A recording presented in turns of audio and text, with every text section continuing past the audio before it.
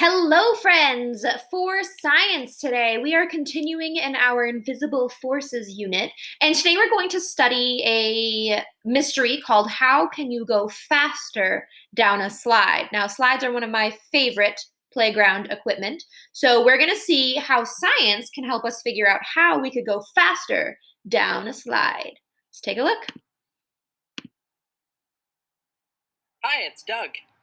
In the hills of San Francisco, not far from where I live, there's a tiny patch of grass high on a hill. About 40 years ago, a group of people worked together to create a playground on this small spot of land. They didn't want it to be an ordinary park, they wanted it to be something special, but it was a very small patch of land on a steep hill. What could they build there? The neighborhood held a contest and asked everyone to submit their ideas for this new park. The winner of the contest was a 14-year-old girl named Kim Clark. What did Kim want to build on this hilly spot? She wanted to slide downhill. Everyone agreed this was a great idea, and so they built two amazing slides. These are not your everyday playground slides. These slides are steep and slippery. Watch my friend Ava going down one.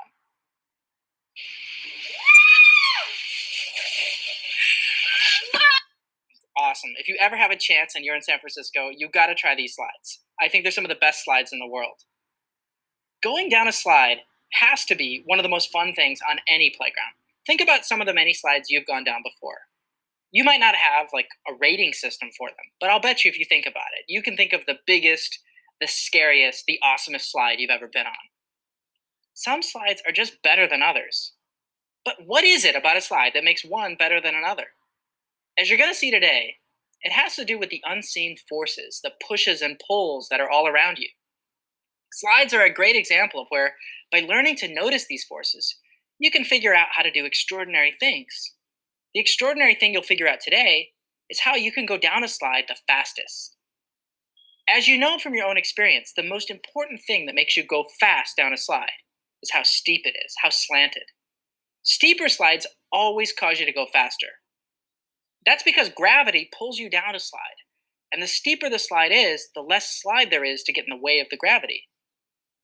Think about what the steepest slide of all would be. It would be a slide that slanted so much that it goes straight down to the ground. There is a slide like this in Brazil called Insano, which is a great name for it. It's so steep that when you go down it, you're not really sliding so much as you're just plain falling straight to the ground. I think this slide wins the category, hands down, for the world's scariest slide. It's a water slide, and you should know that it does level off at the bottom so that it's at least safe, but still really scary. And what would the world's most boring slide be? Well, I guess it would be a slide with almost no steepness at all, something that's barely slanted, right? But let's not forget, your goal today is to figure out how you can go fastest down your slide, the nearest one, whether at school or a nearby park. And you can't easily change the steepness of your slide. So, what else is involved? What could you change in order to go faster down your slide? What do you think? If you can't make a slide steeper, but you want to go down the slide faster, what else could you change? Think of your favorite slides. Pause the video and see if you can come up with some ideas of how you could make a slide go even faster without changing how steep it is. All right, you have some ideas? Let's see what Doug has to say next.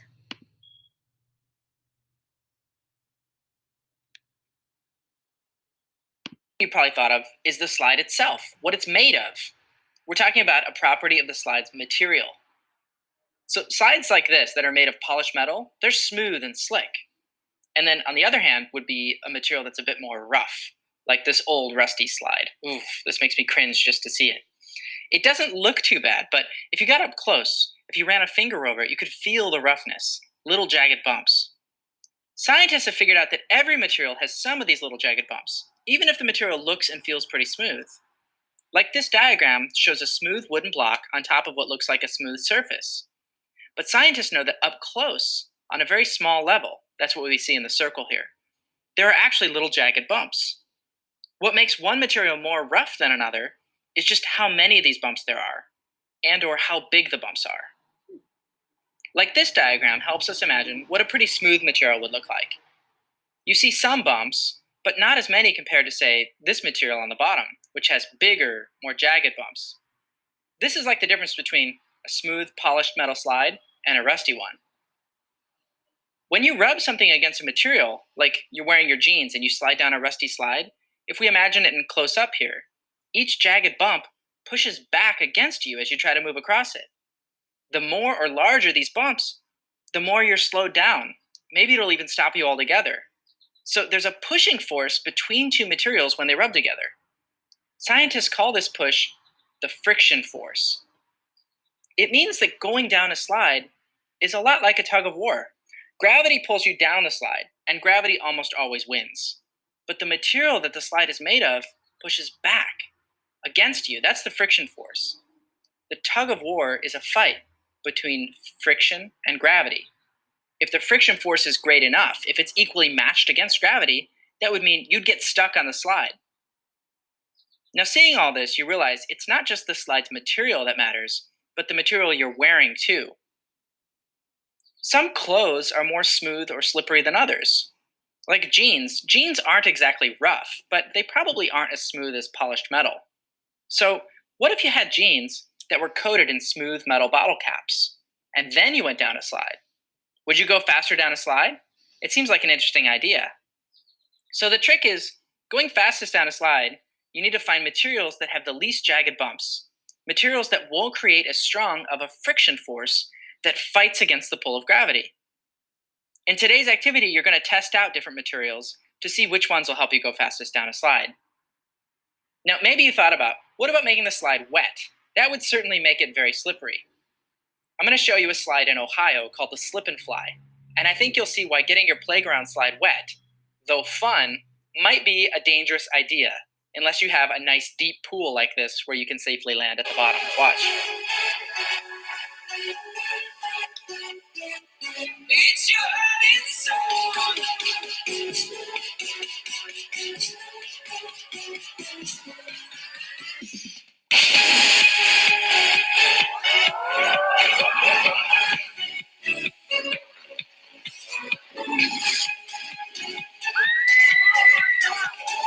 Yeah, so it looks awesome, but nothing wet or greasy on your slides. You have to figure out something that's solid that would work well.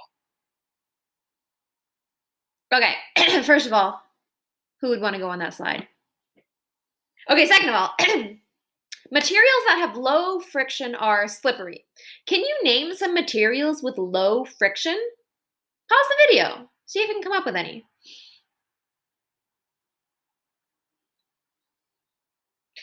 All right, friends, so tomorrow you are going to get a chance to try out this experiment. Now, we're not going to use a real slide because going to playgrounds isn't super safe right now. So we're going to make a slide model. Be thinking about materials that you have in your house that have less friction, that are slippery. And then tomorrow, you'll get a chance to test some of those materials out. All right, friends, thanks for watching. I'll see you tomorrow.